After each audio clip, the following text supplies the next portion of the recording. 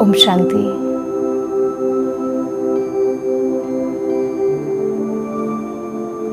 Stable होकर comfortably बैठ जाएं।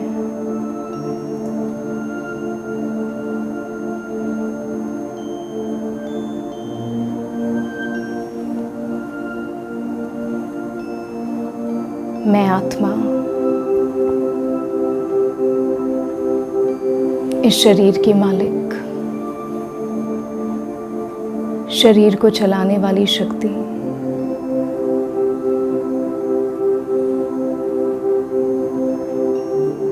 देखें स्वयं को।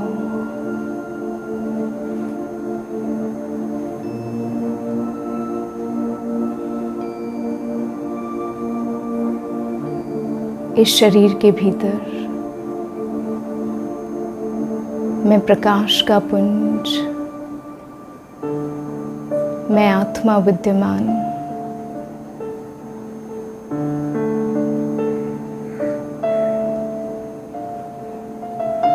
निहारें अपने स्वरूप को।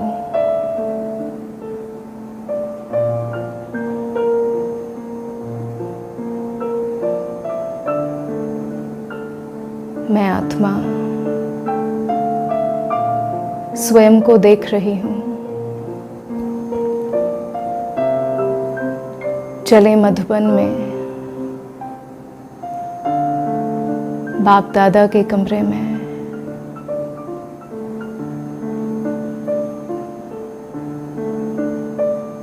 उस सीन को विजुअलाइज करें।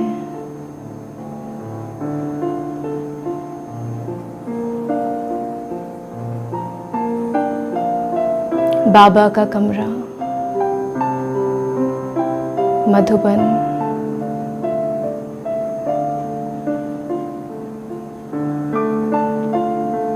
बाबा के चित्र के सामने मैं बैठा हुआ,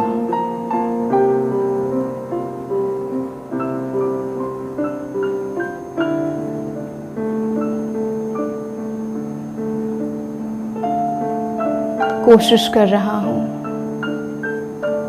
कि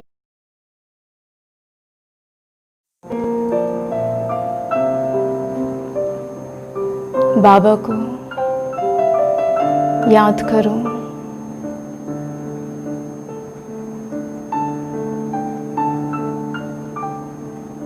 पर मेरा मन पुरानी बातों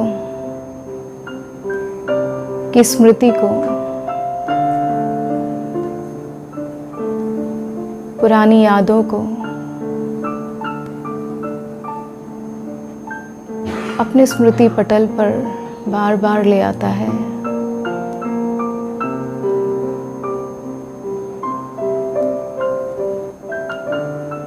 मैं बाबा को याद करने की कोशिश कर रही हूँ, पर पुराना व्यर्थ भी मेरे सामने आ रहा है।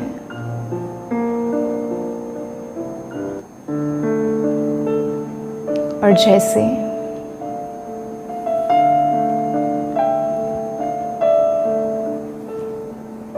मैं अपने मन और बुद्धि को कंट्रोल करने की कोशिश करते हुए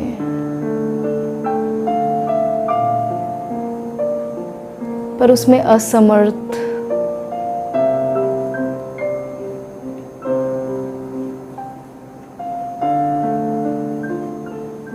और अब मैं सामने बाप दादा को देखती हूँ।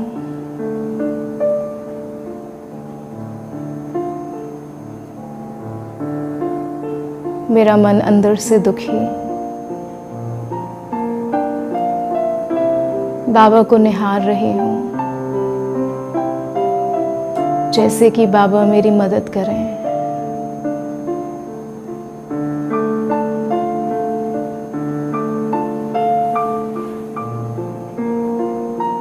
और बाबा को जैसे ही मैंने देखा,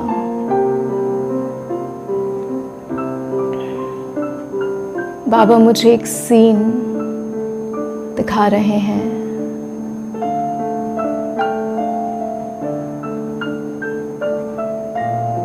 मैंने देखा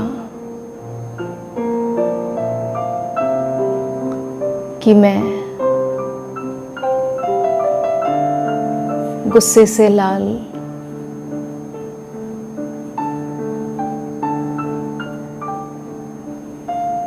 क्रोधित अवस्था में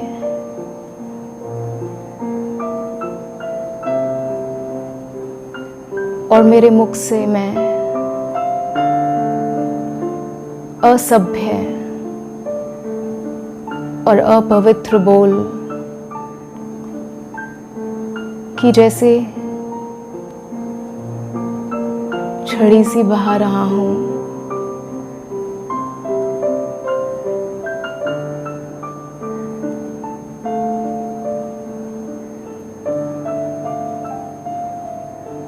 अमर्यादित बोल,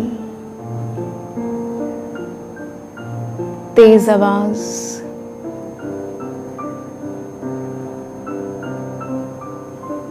और सामने वाला जिस पर मैं गुस्सा कर रहा हूं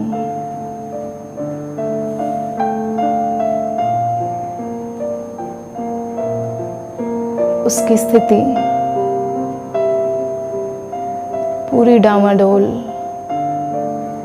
आंसुओं से भरी उसकी आंखें,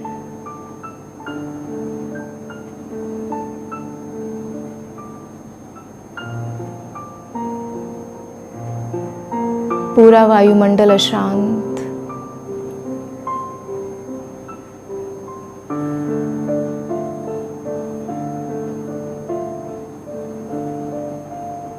और मुझे अपना चेहरा दिखाई दे रहा है।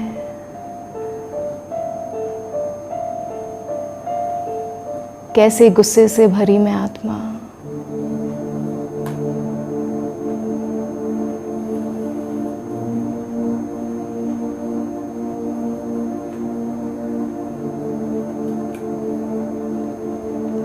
अब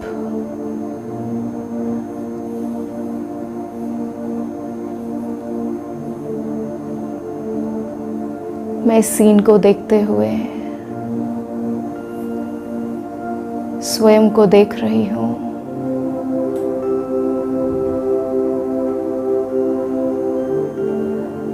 कि कितनी विकारों से भरपूर भरी हुई मैं आत्मा थी।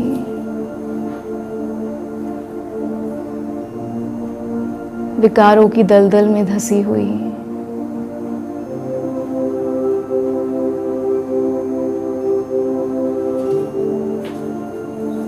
कहाँ मैं आज संगम युगी ब्राह्मण आत्मा,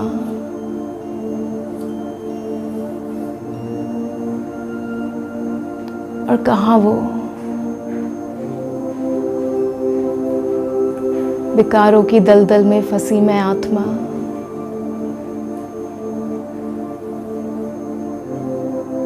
क्रोधित,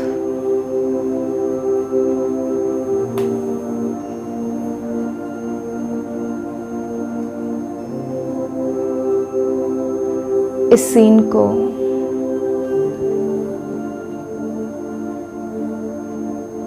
मैं आत्मा देखती जा रही हूं।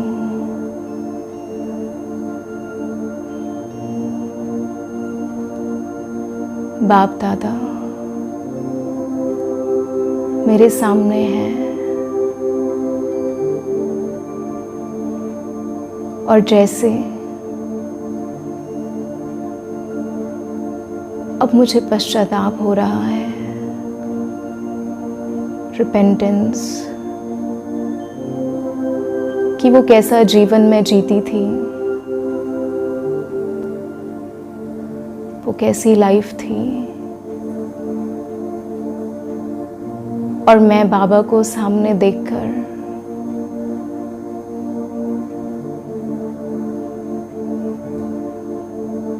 अपने इन दुष्कर्तव्यों की माफी जैसे बाबा से मन ही मन मांग रही हूं।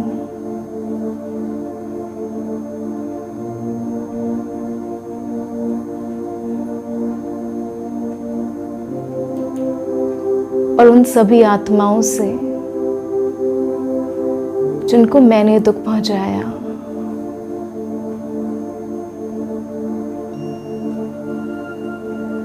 उन सब से भी वहीं बैठे बैठे बाबा के कमरे में माफ़ी मांगती हूँ।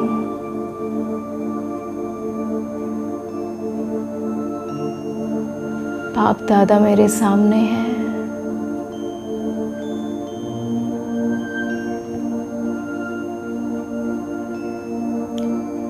और जैसे बाबा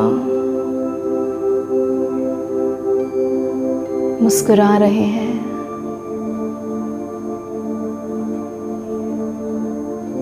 कि बच्चे देखो तुम में कितना परिवर्तन आया है। पहले तुम क्या थे और मैं तुम्हें क्या बनाने वाला हूँ।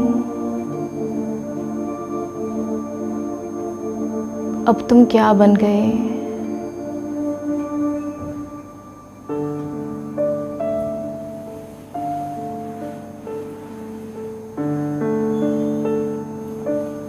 वहीं बाबा के कमरे में बैठे बैठे मैं महसूस कर रहा हूँ कि जैसे बाप दादा से, बाबा के नैनों से पवित्र, शक्तिशाली किरणें निकल रही हैं।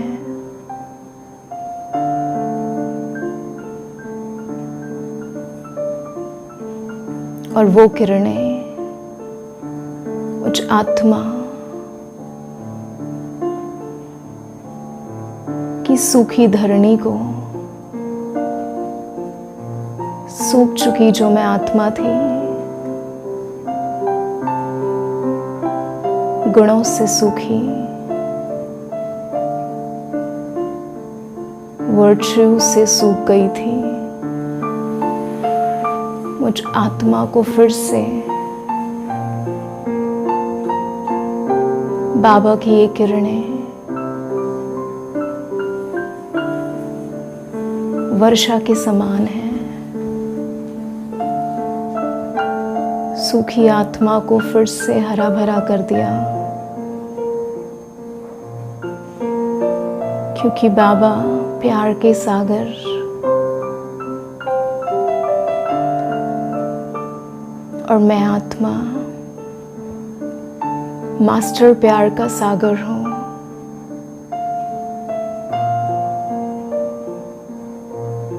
जैसे बाबा वैसी मैं आत्मा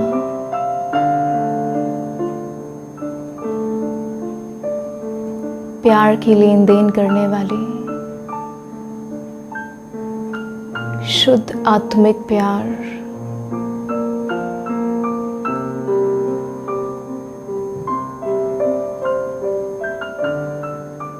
बाबा की ये किरणें मुझ आत्मा पर पड़ रही हैं,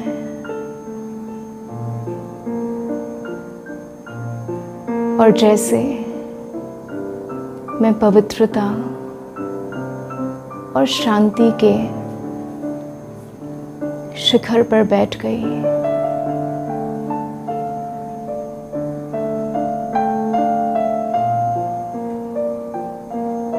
बाप दादा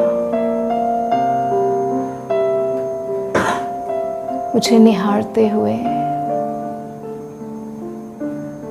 जैसे अपनी सारी शक्तियां, स्पेशली अपने प्यार के गुण को मुझ आत्मा में भर रहे हैं।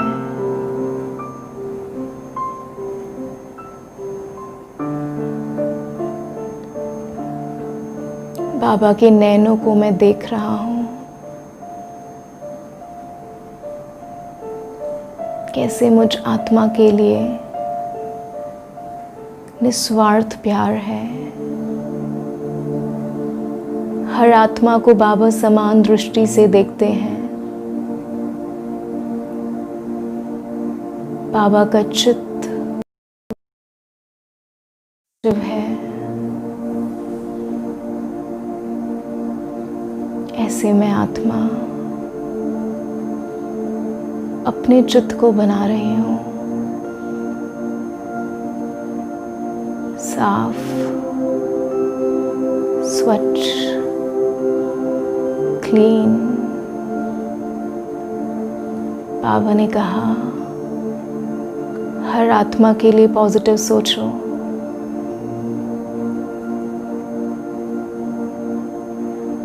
हर आत्मा के लिए पॉजिटिव, चाहे कोई कैसा भी हो।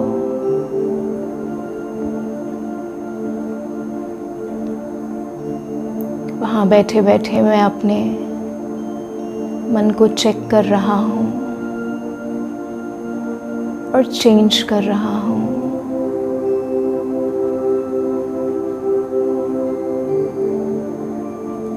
मैं आत्मिक दृष्टि सबके प्रति रखता हुआ हर आत्मा को 7 गुणों से भरी हुई देख रहा हूँ।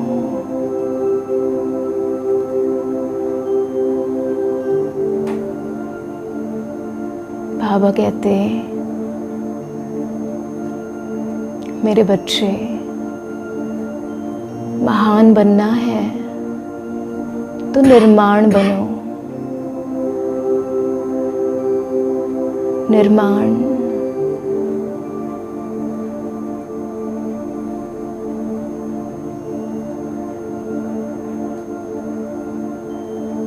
बाबा की नजर मेरी ओर।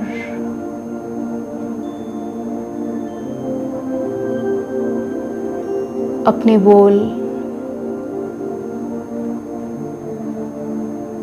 सदा ऊंचे रखो, पॉजिटिव रखो।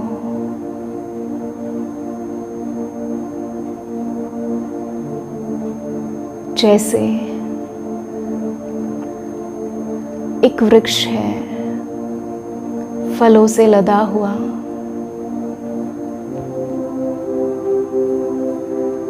वो वृक्ष सदा झुका हुआ रहता है। फल है तो झुकेगा। ऐसे तुम आत्मा को भी बनना है।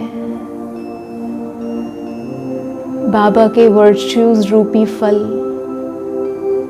ज्ञान रूपी फल से भरी हुई मैं आत्मा सदा निर्माण हूँ। नाम मान शान की कोई इच्छा नहीं, कोई चाहना नहीं। निर्माण चित्त, झुकी हुई आत्मा, सबको देने वाली, गुण और शक्तियां देने वाली मैं आत्मा हूँ।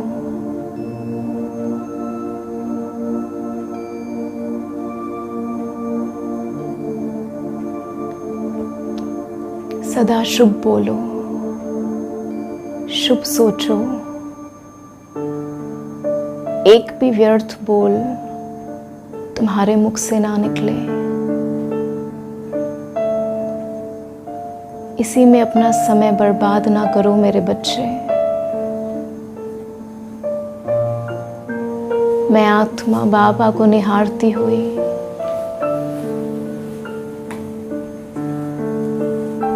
बाबा के साथ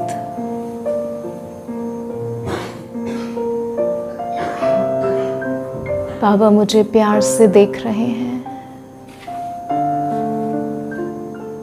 बाबा की दृष्टि निरंतर मेरे ऊपर।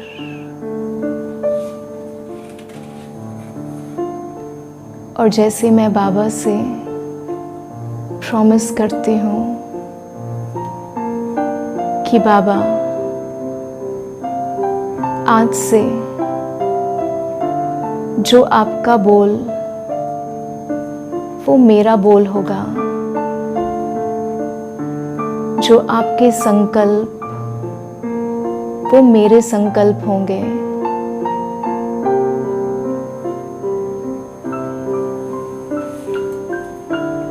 बाबा मुझे आपके समान बनना है, आपके जैसा बनना है।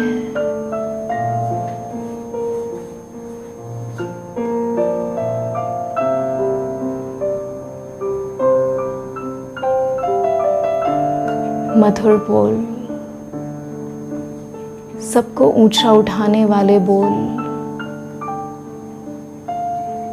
ऐसे बोल मेरे मुख से सदा निकलें।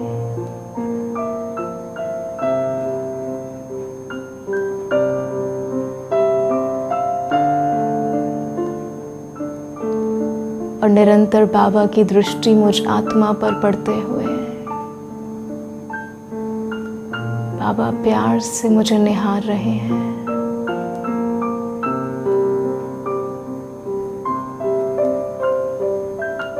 तुम विश्व कल्याणकारी हो मेरे बच्चे, तुम्हें पूरे विश्व का कल्याण करना है।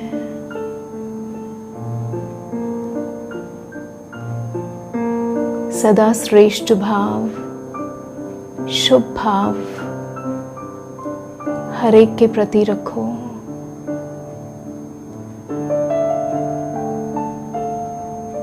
तुम्हारे एक संकल्प से सारा विश्व बदलेगा।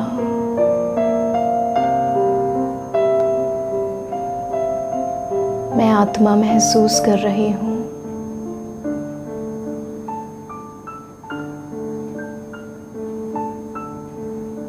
कि जैसे बाबा की ये शिक्षाएं मैं आत्मा स्वयं में धारण करती हुई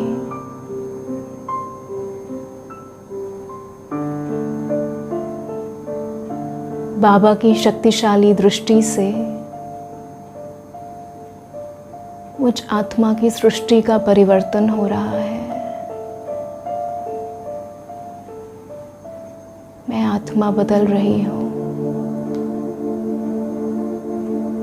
क्रोध रूपी संस्कार मुझ आत्मा से जैसे भस्म हो गया।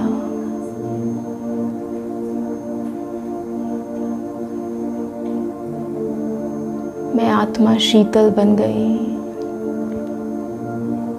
शांत बन गई।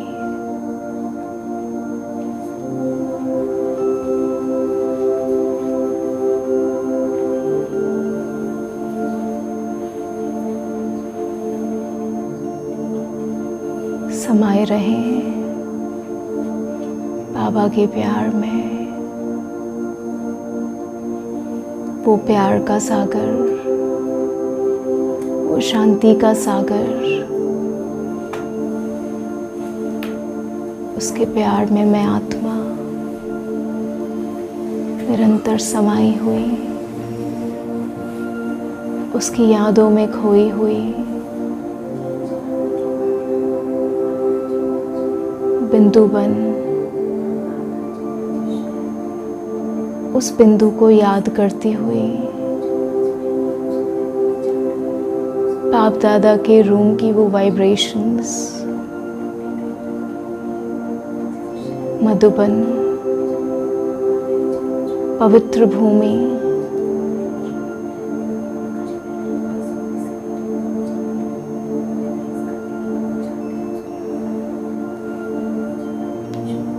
इसी यादों में खोए रहे।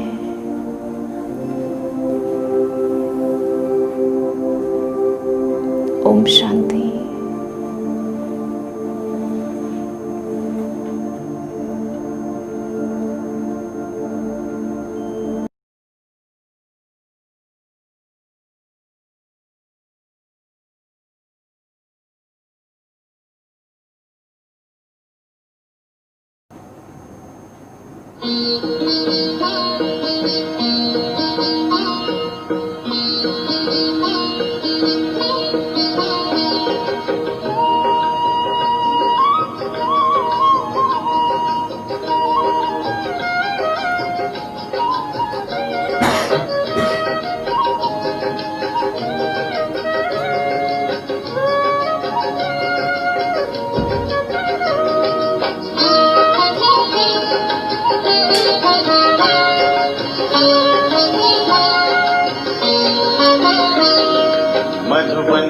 बाबा, मधुबन के बाबा, मुरली वाले आपका क्या कहना, आपका क्या कहना। मधुबन के बाबा, मुरली वाले आपका क्या कहना, आपका क्या कहना। लाखों दिलों के आप उजाले, आपका क्या कहना, आपका क्या कहना। मधुबन के बाबा, मुरली वाले आपका क्या कहना, आपका क्या कहना।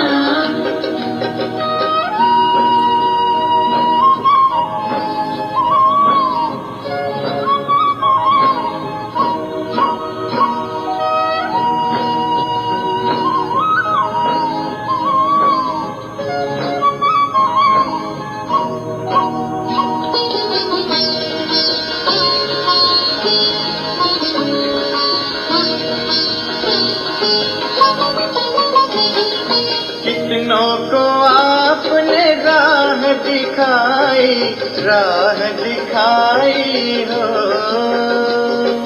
राह दिखाई हो।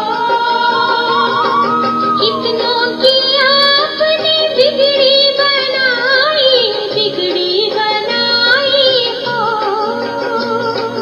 बिगड़ी बनाई हो। सबसे अनोखे, सबसे अनोखे, सबसे निराले आपका क्या कहना, आपका क्या कहना। मधुबन के बाबा, मुरली वाले आपका क्या कहना।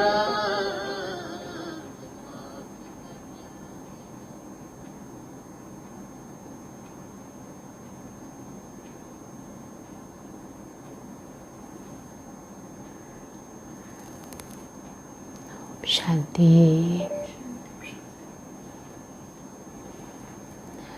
बहुत ही सुंदर गीत सुन रहे हैं। मधुबन के बाबा आपका क्या कहना, सचमुच क्या कहना। थैंक्स करें, शुक्रिया करें। इतना बाबा हमें देता है, इतना भरपूर करता है। हाँ, कल आप सभी ने मुरली के ऊपर विशेष चिंतन किया, तो सारे दिन सुख का अनुभव किया। बेफिक्र बादशाह रहे। कितना अच्छा बाबा ने एक एक चीज़ को खोल के बताया। बेफिक्र बादशाह, उनका अमृत वेले से उनकी दिनचर्या कितनी अच्छी हो जाती है। और परमात्मा दुआओं के पात्र, तो परमात्मा ने जो हमें आज्ञाएं दी, तो कल पूरे दिन आप सब उसी के अंदर चले, अनुभव किया। हाँ, जितना मुरली को सुनो, जितना पढ़ो, उतना ही आत्मा को सुख मिलता है। एक एक शब्द दिल को छू लेते हैं। बैठे बैठे ही सुख का अनुभव भी करते हैं और अनेक जन्मों के लिए भरपूर भी हो रहे हैं। कितना ऊंचा हम सब का भाग्य है।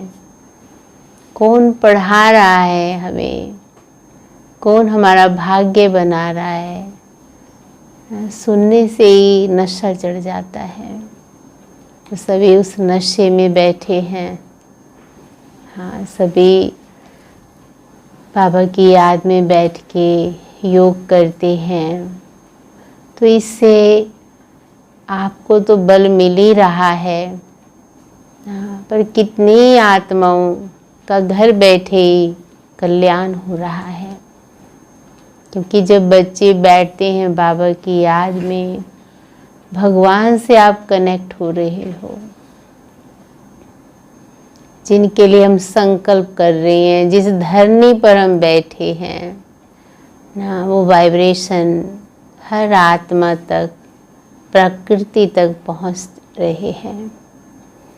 कितना अच्छा बाबा ने कहा, हाँ, कर्म इंद्रियां जीत, माया जीत, प्रकृति जीत।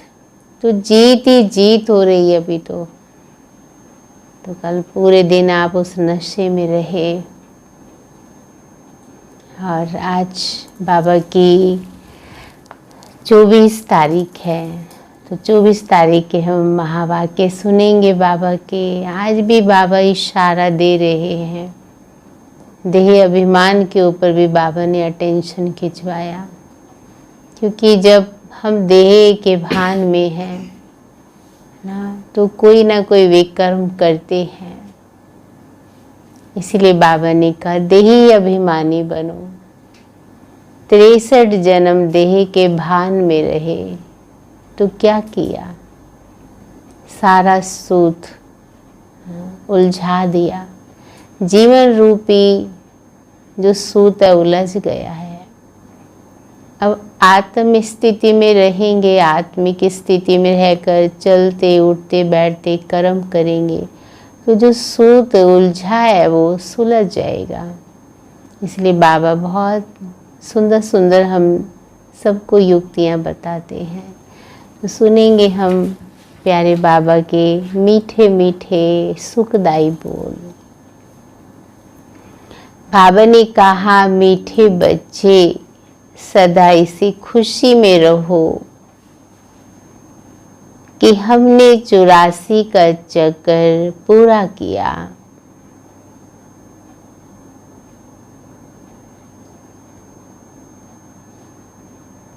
अब जाते हैं अपने घर।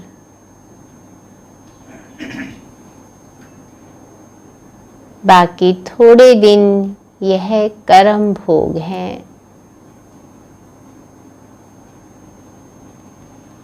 प्रश्न है, विक्रमाजीत बनने वाले बच्चों को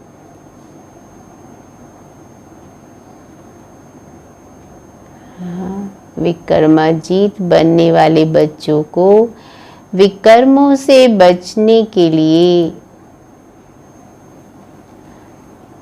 किस बात पर बहुत ध्यान देना है? विकर्मों से बचने के लिए किस बात पर बहुत ध्यान देना है? तो कौन सी बात पर हम विशेष ध्यान दें?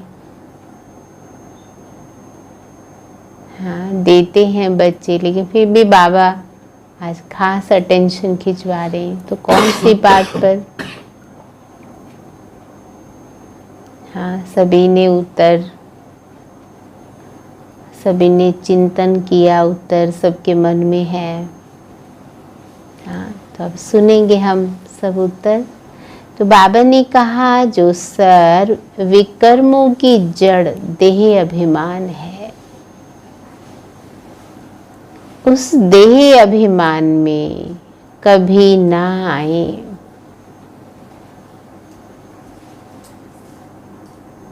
ये ध्यान रखना है।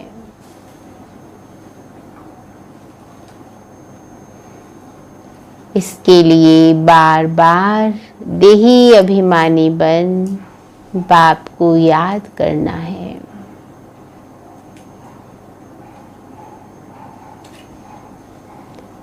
अच्छे व बुरे का फल जरूर मिलता है।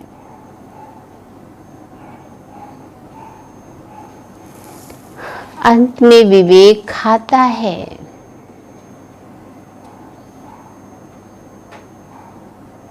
लेकिन इस जन्म के पापों के बोझ को, इस जन्म के पापों के बोझ को हल्का करने के लिए बाप को सच सच सुनाना है।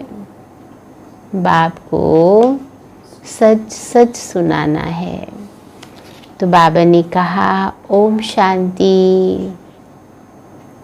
हाँ, हाँ, तो डूब जाएं प्यारे बाबा के प्यार में, आत्म स्थिति में स्थित हो जाएं।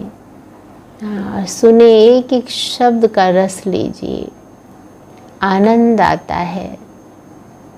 जितना हम आत्म स्थिति में स्थित होकर सुनते हैं, शरीरी हो जाते हैं हम।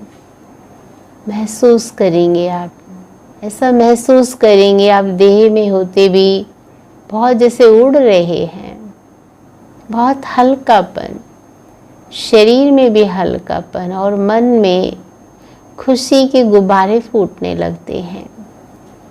क्या सुन रहे हैं हम? भगवान के सत्य वचन।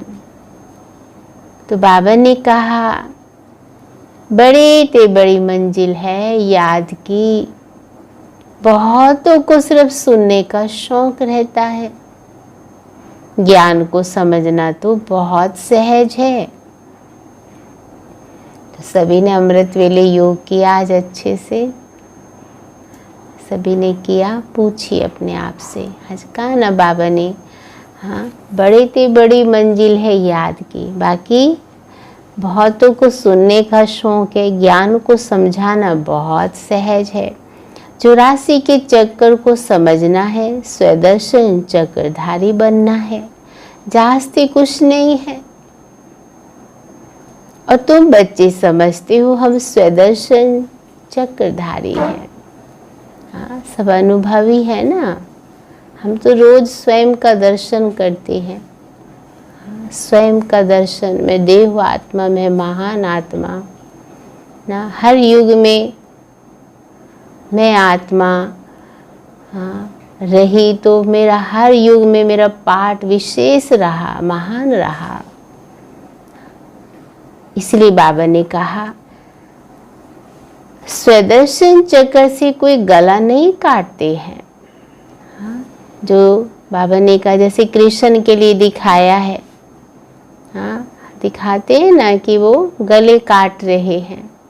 वास्तव में ये जो स्वदर्शन चक्र भगवान ने जो हमें ज्ञान दिया, इसका हम चिंतन करते हैं। चिंतन करते करते आत्मा किसके गले काटती है? विकारों के। एक एक जो विकार है, काम, क्रोध, मोह, लोभ, अहंकार, ये कोई स्थूल स्वदर्शन चक्र की बात नहीं है। अब ये लक्ष्मी नारायण विष्णु के 2 रूप हैं। क्या उनको स्वदर्शन चक्र है? बताइए सभी। हाँ, एंजॉय कर रहे ना मुरली से, बाबा के साथ बिल्कुल जुड़ जाइए। जो बाबा कह रहे हैं हमारा बस उसी पे फोकस होना चाहिए। तो बाबा ने कहा, हाँ, लक्ष्मी नारायण विष्णु के 2 रूप हैं, क्या उनको स्वदर्शन चक्र है? फिर कृष्ण को चक्र क्यों दिखाया है? एक मैगजीन निकालते हैं जिसमें कृष्ण के ऐसे बहुत चित्र दिखाते हैं। बाप तो आकर तुम्हें राजयोग सिखाते हैं, ना कि चक्र से असुरों का घात करते हैं। असुर उनको कहा जाता है जिनका आसुरी स्वभाव है। हाँ, बाबा ने कितना अच्छा कहा। किनको कहा जाता है? हाँ, जिनका आसुरी स्वभाव है ना। स्वभाव क्या है? चिड़चिड़ापन है। हाँ, कभी कभी ऐसा स्वभाव हो जाता है कि हम अपने स्वभाव से घर के वायुमंडल को भी खराब कर देते हैं, दूसरों की अवस्था को भी खराब कर देते हैं, क्योंकि स्वभाव असुर माना चिड़चिड़ा है। बाकी मनुष्य तो मनुष्य ऐसे नहीं स्वदर्शन चक्कर से बैठ सबको मारते हैं। भक्ति मार्ग में क्या क्या चित्र बैठ बनाए हैं। रात दिन का फर्क है। कहाँ ये स्वदर्शन चक्र और कहाँ उन्होंने उस स्वदर्शन चक्र को लेके क्या क्या कहानी बनाई है। तो बच्चों को इस सृष्टि चक्र और सारे ड्रामा को जानना है, क्योंकि सब एक्टर्स हैं। बेहद के एक्टर्स तो ड्रामा को जानते हैं। ये बेहद का ड्रामा है। हाँ, वो तो ज़्यादा से ज़्यादा कितना समय का है? हाँ, 2 घंटे 3 घंटे। और ये ड्रामा कितना समय का है? 5000 वर्ष का। तो बाबा ने कहा इसमें डिटेल में नहीं समझ सकेंगे, वह 2 घंटे का ड्रामा डिटेल में पाठ जानते हैं, ये तो 84 जन्मों को जानना होता है। बाप ने समझाया मैं ब्रह्मा रथ में प्रवेश करता हूँ, ब्रह्मा के भी 84 जन्मों की कहानी चाहिए ना। मनुष्य की बुद्धि में ये बातें आ ना सके, यह भी नहीं समझते कि 84 लाख जन्म है या 84 जन्म है। हाँ, कितने हैं टोटल? 84 जन्म। हाँ, गीता में भी है, हे अर्जुन मैं तुम्हें 84 जन्म की कहानी सुनाता हूँ, 84 लाख योनियों की कहानी नहीं सुनाता हूँ। इसलिए बाबा ने कहा ये 84 जन्म है। बाप कहते हैं तुम्हारे 84 जन्मों की कहानी सुनाता हूँ। 84 लाख जन्म हो तो कितने वर्ष सुनाने में लग जाए? तुम तो सेकंड में जान जाते हो। ये 84 जन्मों की कहानी है। हमने 84 का चक्कर कैसे लगाया? 84 लाख हो तो सेकंड में थोड़े ही समझ सकते हैं। 84 लाख जन्म है ही नहीं। तुम बच्चों को भी खुशी होनी चाहिए, हमारा 84 का चक्कर अब पूरा हुआ। अब हम घर जाते हैं, बाकी थोड़े दिन ये कर्म भोग है। हाँ, बीच बीच में आते रहते हैं, किसी को तन के, किसी को मन के, संबंध के, कोई ना कोई परिस्थितियाँ। तो बाबा ने कहा अब ये थोड़े टाइम का कर्म भोग है, विकर्म भस्म हो, कर्मातीत अवस्था हो जाए, इसके लिए ये युक्तियां बताई हैं। क्योंकि हर बच्चे को संपन्न बनना है, संपूर्ण बनना है, तो बाबा ने कहा उसके लिए युक्तियां बताई हैं। बाकी समझाते हैं इस जन्म में जो भी विकर्म किए हैं वह लिख कर दो। सभी ने लिख कर दिए बाबा को, जिन्होंने नहीं दिए वो भी लिख कर दे, लिखें जरूर। तो क्या होगा उससे फायदा? बाबा ने कहा बोझ हल्का हो जाए। कहते हैं जन्म जन्मांतर के विकर्म तो कोई लिख ना सके, विकर्म तो होते आए हैं। चलो और जन्म का याद नहीं, पर इस जन्म का तो है। सच्चाई सफाई से बाबा को लिख कर दें। बाबा ने कहा जब से रावण राज्य शुरू हुआ है तो विकर्म, हाँ, कर्म विकर्म होते हैं। सत्य में कर्म अकर्म होते, न पाप न पुण्य। भगवान वाच तुमको कर्म अकर्म विकर्म की गति को समझाता हूँ। हाँ, कर्म इस समय के कर्म क्या है? सुकर्म। इससे पहले के कर्म, हाँ, विकर्म पाप कर्म, और सत्य के कर्म अकर्म है। तो बाबा ने कहा विकर्मा जीत का संबंध लक्ष्मी नारायण से शुरू होता है, सीढ़ी में बड़ा क्लियर है। शास्त्रों में ये कोई बातें नहीं। सूर्यवंशी चंद्रवंशी का राज भी तुम बच्चों ने समझा है कि हम ही थे। विराट रूप का चित्र भी बहुत बनाते हैं परंतु अर्थ नहीं जानते हैं। विष्णु का चित्र बाबा ने कहा बाप बिगर कोई समझा ही नहीं सकता है।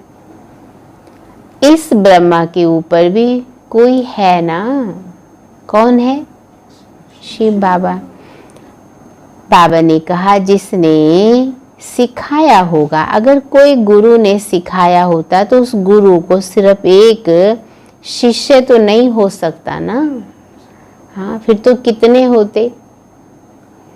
बाप कहते बच्चे तुम्हें पति से पावन, पावन से पतित बनना है। ये भी ड्रामा में नूत है। अनेक बार ये चक्कर पास किया, पास करते रहेंगे। तुम हो ऑलराउंड पाठधारी। आदि से अंत तक पाठ और कोई का है ही नहीं। तुम कोई बाप समझाते हैं, फिर तुम ये भी समझते हो कि दूसरे धर्म वाले फलाने फलाने समय पर आते हैं। तुम्हारा तो ऑल राउंड पार्ट है। क्रिश्चियन के लिए नहीं कहेंगे कि सतयुग में थे। हाँ, शुरू से अंत तक तो बच्चों ने पार्ट बजाया, इसलिए बाबा ने क्या कहा, आप सबका ही पार्ट, कौन सा पार्ट है, ऑलराउंड। बाबा ने कहा क्रिश्चियन तो सतयुग में नहीं थे, वह तो द्वापर के बीच में आते हैं। ये नॉलेज तुम बच्चों की बुद्धि में है, किसको भी समझा सकते हो। दूसरा कोई सृष्टि के आदि मध्य अंत को नहीं जानते, रचयिता को नहीं जानते, तो रचना को कैसे जानेंगे। हाँ, तो बाबा ने कहा जब शिव बाबा को ही नहीं जानते तो उसकी रचना, तो आप सब कौन है, भगवान की रचना। देवता वो भी भगवान की रचना है। इसीलिए बाबा ने कहा कोई जान न सके। बाबा ने समझाया जो राइटियस बातें हैं वे छपा कर एरोप्लेन से सब जगह गिरानी है। बाबा को कितना बच्चों के प्रति आश है, और बच्चे कुछ ऐसी सेवा करो, भभके वाली करो। हाँ, एरोप्लेन से पर्चा गिरेगा तो जरूर है एक पढ़ने की ना, एक अंदर में एक लगन जागेगी, आखिर क्या ऐसा है जो एरोप्लेन से गिराया है। इसीलिए बाबा ने कहा सब जगह गिरानी है। ये पॉइंट अथवा टॉपिक्स बैठ लिखनी चाहिए। बच्चे कहते हैं काम नहीं है, बाबा कहते ये सर्विस तो बहुत है। हाँ, तो आप सबको तो काम दिया है ना बाबा ने, सर्विस तो बहुत है। यहाँ एकांत में बैठिए, काम करो। जो भी बड़ी बड़ी संस्थाएं हैं, गीता पाठशालाएं आदि हैं, उन सबको जगाना है।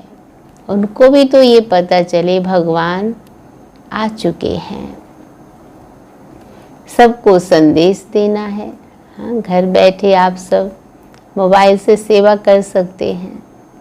ये पुरुषोत्तम संगम युग है। जो समझदार होंगे वह झट समझेंगे। जरूर संगम युग पर ही नई दुनिया की स्थापना और पुरानी दुनिया का विनाश होता है।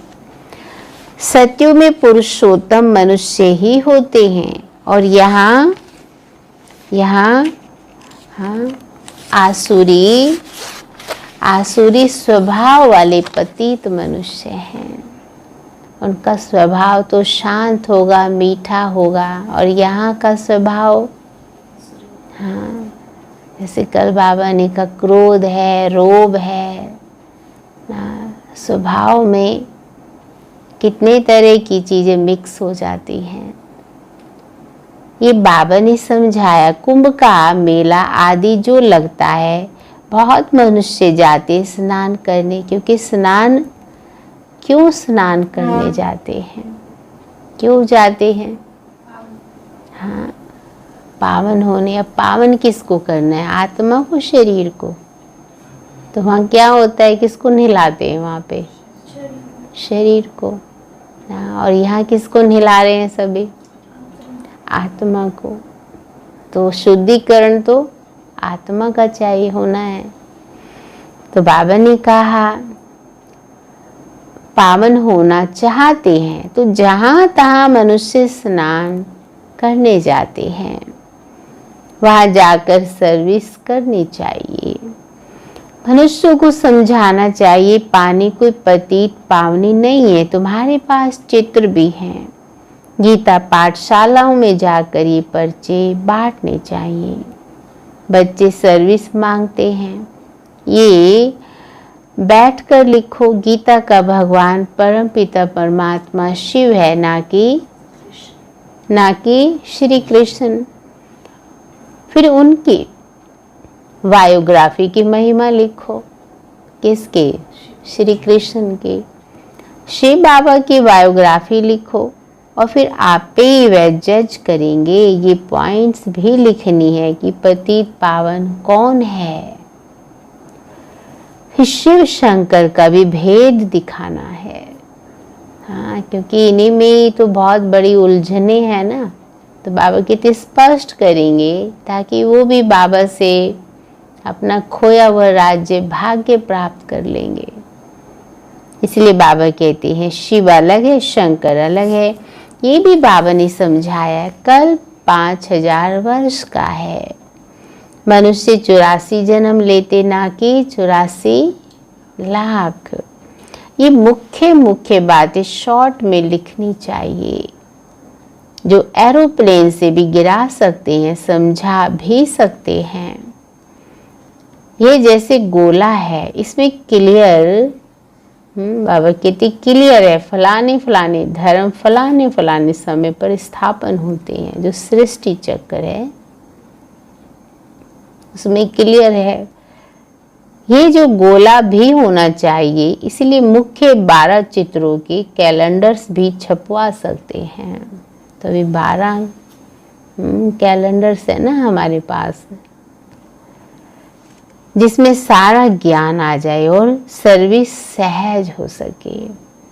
हाँ, बाबा बच्चों को इतना इशारा देते हैं, तो है ना सभी सारे चित्र आत्मा का है, परमात्मा का है, हाँ शिव बाबा का है, 3 लोक का है, त्रिमूर्ति का है, शिव शंकर में क्या अंतर है, सीढ़ी का है, कलवृक्ष का है, राजयोग की विधि क्या है ना, अष्ट शक्तियों का है, कितने सारे चित्र हैं। इसलिए बाबा ने कहा, कहते हैं ये चित्र बिल्कुल जरूरी है। कौन से चित्र बनाने, क्या क्या पॉइंट्स लिखनी चाहिए, वह बैठ लिखो। तुम गुप्त वेश में इस पुरानी दुनिया का परिवर्तन कर रहे हो, अननोन वॉरियर्स हो। तुमको कोई नहीं जानते, बाबा भी गुप्त, नॉलेज भी गुप्त, इनका कोई शास्त्र आदि बनता ही नहीं है। और धर्म स्थापक के बाइबल आदि छपते हैं, जो पढ़ते आते हैं, हर एक के छपते हैं। हाँ, अलग अलग अपने हर धर्म के छपते हैं। तुम्हारा फिर भक्ति मार्ग में छपता है, अभी नहीं छपना है, क्योंकि अभी ये शास्त्र आदि सब खत्म हो जाने हैं, बाद में छपेंगे।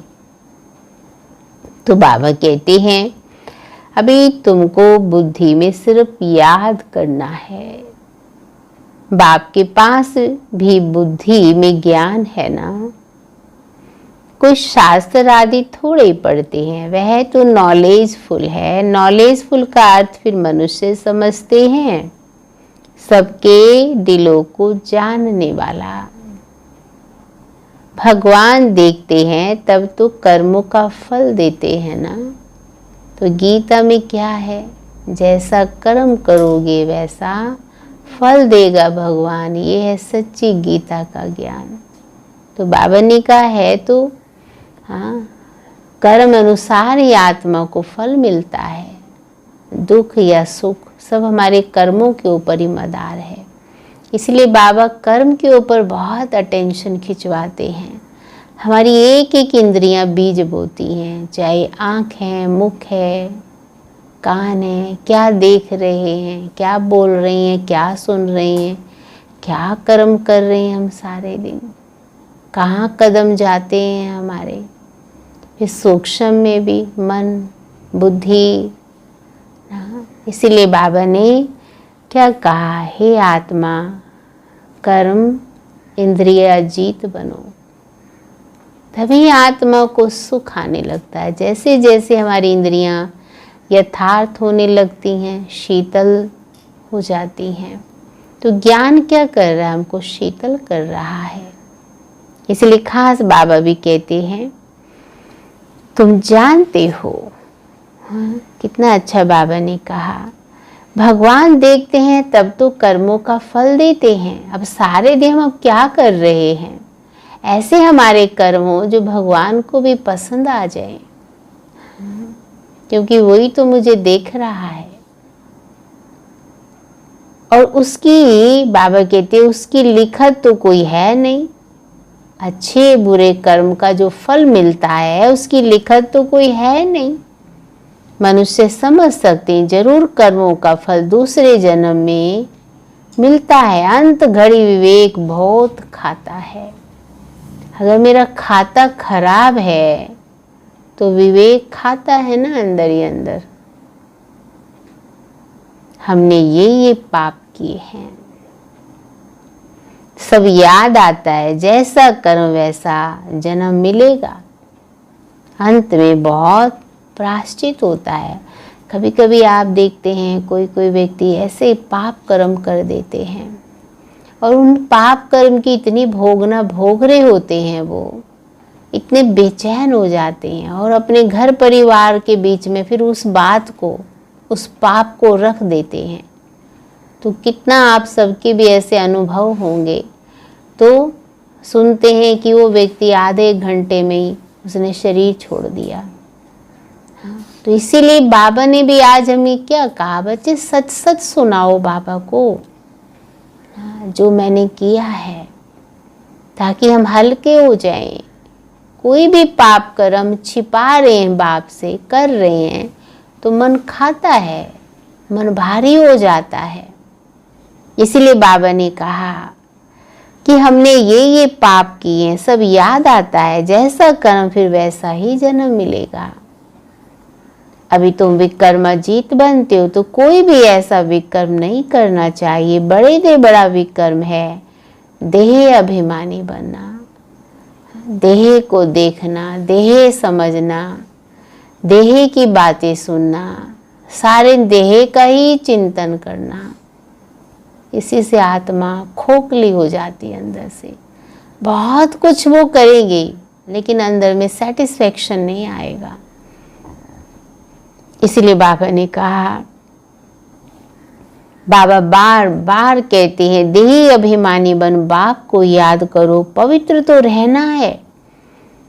सबसे बड़ा पाप है काम कटारी चलाना। यही आदि मध्य अंत दुख देने वाला है। हाँ, काम कटारी, किसी के प्रति दृष्टि वृत्ति खराब हो जाए, किसी के साथ पाप कर्म का खाता बन जाए, आप देखेंगे उनका अंत भी कैसा होता है। इसीलिए बाबा बच्चों को कितना सावधान करते हैं, बचाते हैं इस पाप से। इसलिए सन्यासी भी कहते हैं ये काग भिष्टा के समान सुख है।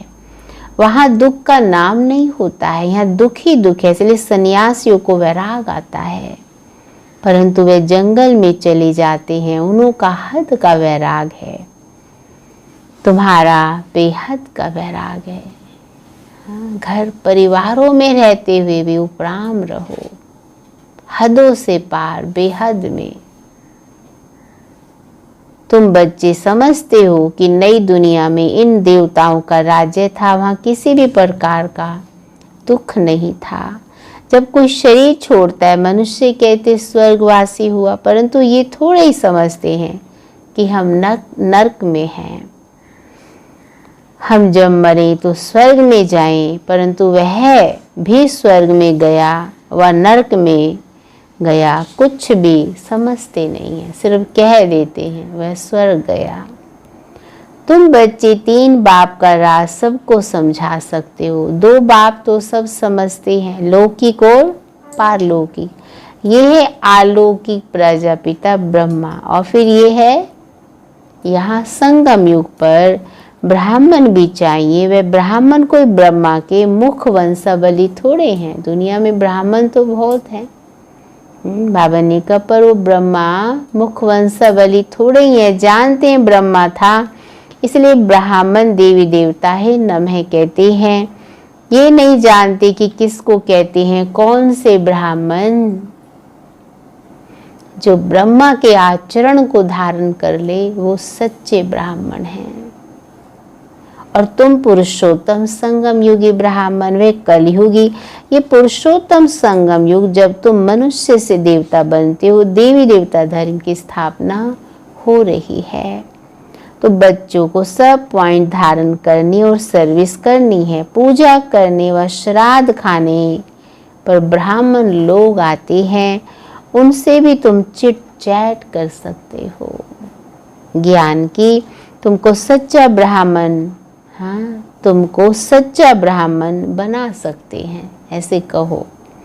अभी भादों का मास आता है, सभी पितरों को खिलाते हैं, वह भी युक्ति से करना चाहिए, नहीं तो कहेंगे कि ब्रह्मा कुमारियों के पास जाकर सब कुछ छोड़ दिया है। ऐसा कुछ नहीं करना है जिससे नाराज हो। इसलिए बाबा कहते युक्ति से चलो। युक्ति से तुम ज्ञान दे सकते हो, जरूर ब्राह्मण लोग आएंगे तब तो ज्ञान देंगे ना। इस मास में तुम ब्राह्मणों की बहुत सर्विस कर सकते हो। तुम ब्राह्मण तो प्रजापिता ब्रह्मा की औलाद हो। बताओ ब्राह्मण धर्म किसने स्थापन किया, ऐसे उनसे पूछो। तुम उन्हों का भी कल्याण कर सकते हो घर बैठे। जैसे अमरनाथ की यात्रा पर जाते हैं तो वे सिर्फ लिखत से इतना नहीं समझेंगे, वहाँ बैठ समझाना चाहिए, वहाँ बैठ समझाना चाहिए। तुम सच्ची अमर कथा, तुमको सच्ची अमर कथा सुनाए। अमरनाथ एक को कहा जाता है। अमरनाथ अर्थात जो अमरपुरी स्थापन करे, वह सत्युग। ऐसे सर्विस करनी पड़े, वहाँ पैदल जाना पड़ता है।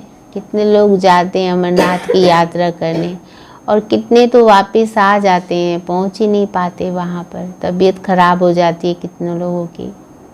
तो बाबा ने कहा वहाँ पैदल भी जाना पड़ता है।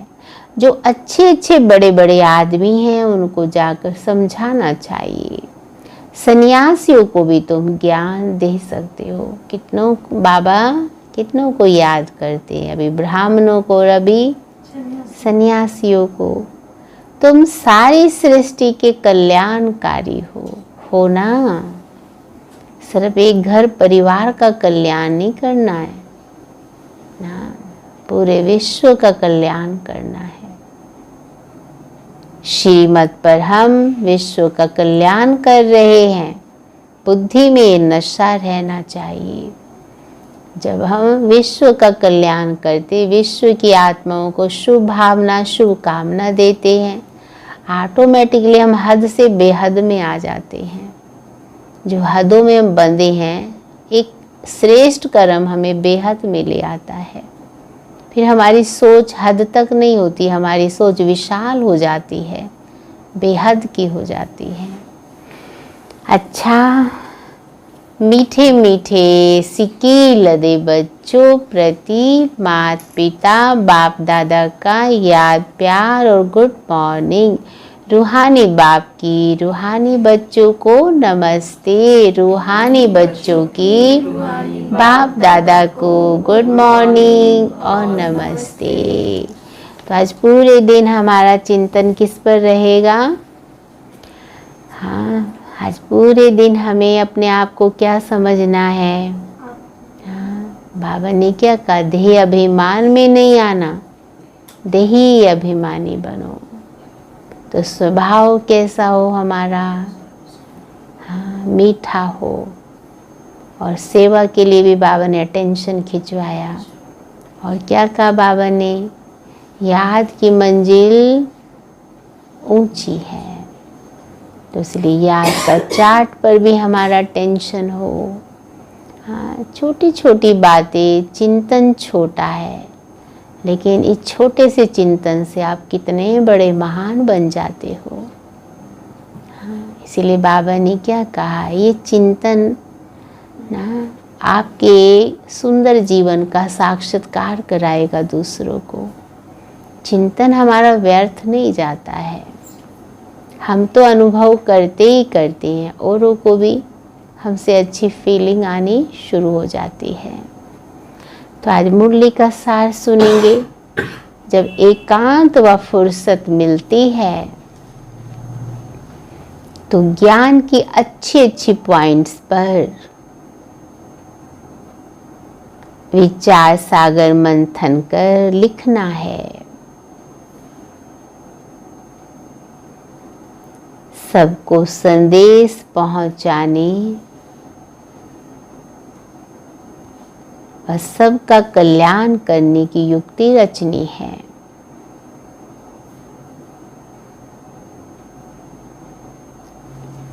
दूसरा पॉइंट है, विकर्मों से बचने के लिए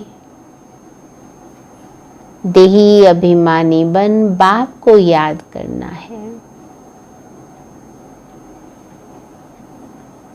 अभी कोई भी विकर्म नहीं करना है।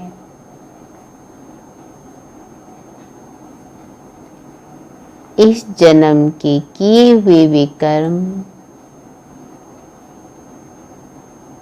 बाप दादा को सच सच सुनाने हैं। सच सच सुनाओ। और खास आज बाबा ने कहा लिखो, बाबा को लिख कर दो। आज का वरदान है, संपन्नता द्वारा संतुष्टता का अनुभव करने वाले, संतुष्टता का अनुभव करने वाले, सदा हर्षित विजयी भव।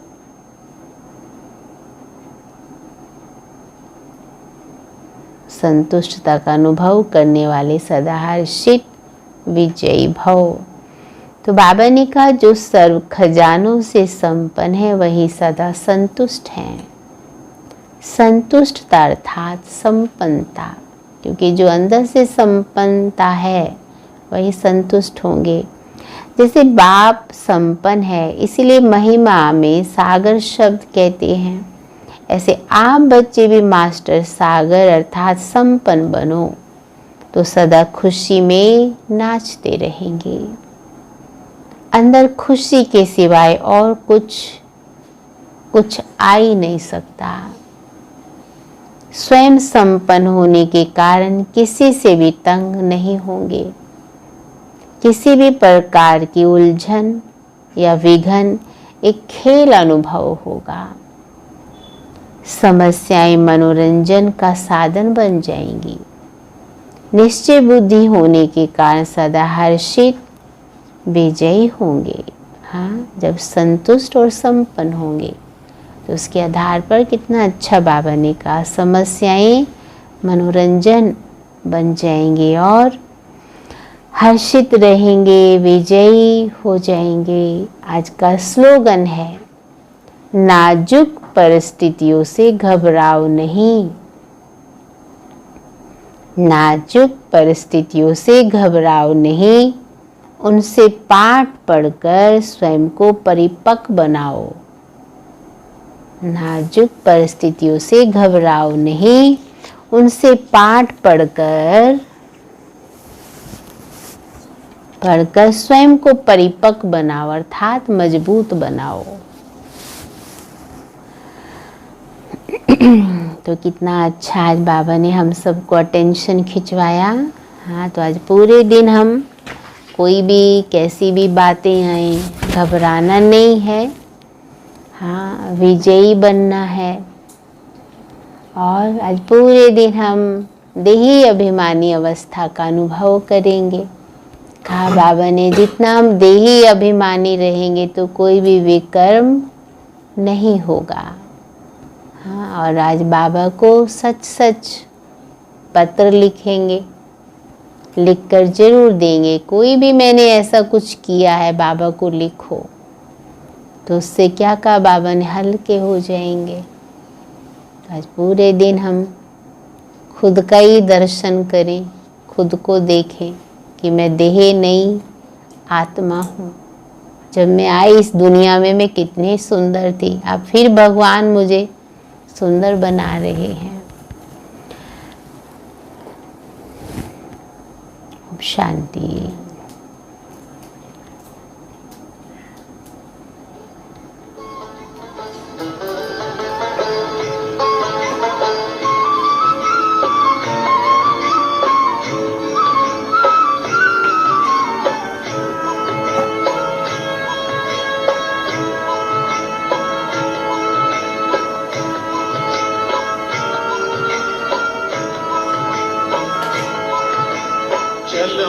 मुसाफिर अपने घर, अब तो पूरा हुआ सफर। चलो मुसाफिर अपने घर, अब तो पूरा हुआ सफर। बुला रहा है वतन तुम्हारा, दुख का रुख अब करो उधर। अब तो पूरा हुआ सफर। चलो मुसाफिर अपने घर, अब तो पूरा हुआ सफर।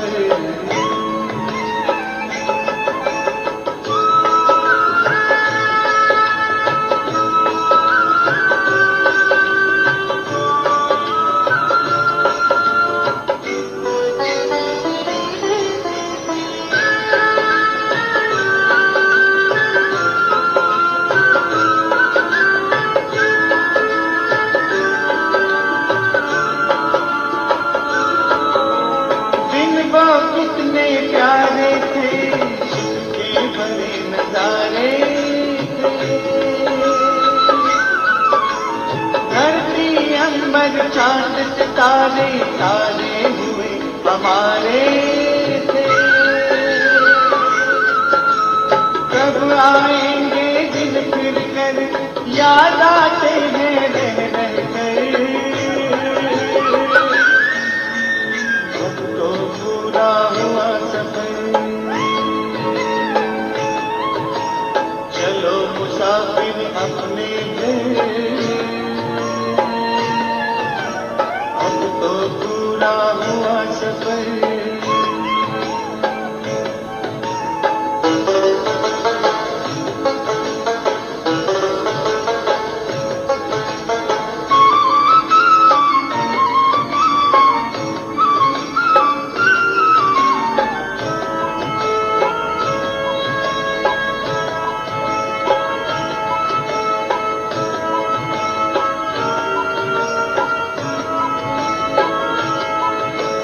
कल तक जो भी था अपना, आज हुआ सारा सपना।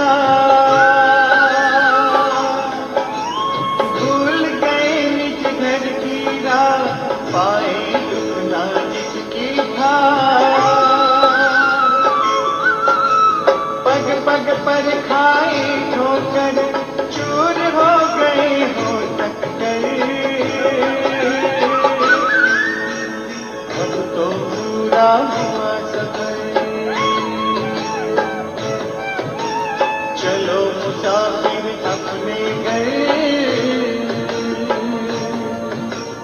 अब तो पूरा हुआ सफर।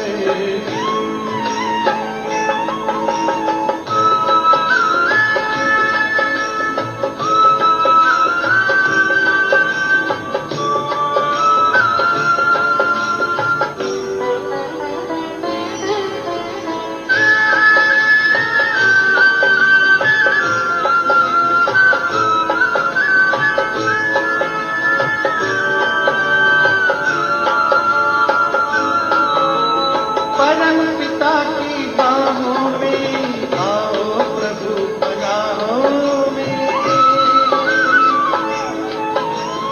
राजयोग की राहों में, शीतल शीतल छाओं में। अगर मगर की चोर डगर, नजर करो ना और किधर।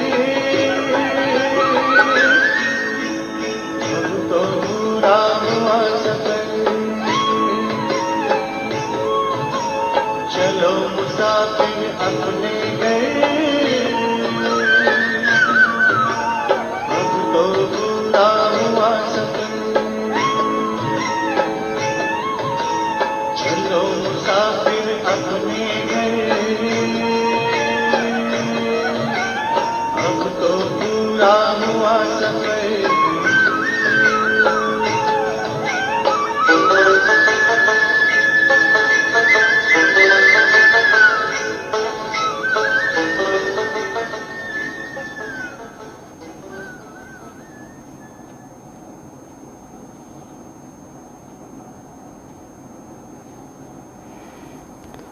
Thank you.